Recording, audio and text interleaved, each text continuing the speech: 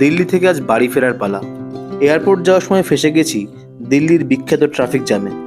Finally traffic jam কাটিয়ে আমরা এয়ারপোর্টে এন্ট্রি করছি। আমাদের ফ্লাইটের টাইম বেলা 12:50। আমাদের যেতে হবে এয়ারপোর্টের টার্মিনাল 3-তে।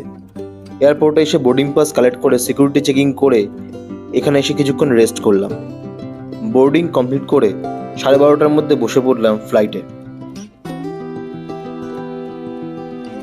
টেক অফ করার জন্য প্লেন নিয়ে যাওয়া হচ্ছে রানওয়েতে। ঠিক 12:50-এ টেক অফ করে উড়ে গেলাম আকাশে। দিনের বেলার ফ্লাইট এই জন্যই খুব সুন্দর লাগে, চারিদিকে সব পরিষ্কার দেখা যায়। কিছুক্ষণের মধ্যে চলে এলো লাঞ্চ, যেখানে ছিল রাইস, চিকেন, ডাল, দই, ব্রেড, কাপকেক, বাটার। এরপরে চলে এলো ব্ল্যাক কফি। দুপুর 3:05 কলকাতা আমাদের ল্যান্ডিং টাইম।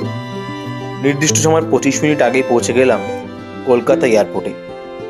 एयर इंडिया को कोलकाता में समय से 25 मिनट पहले आगमन करते हुए खुशी है।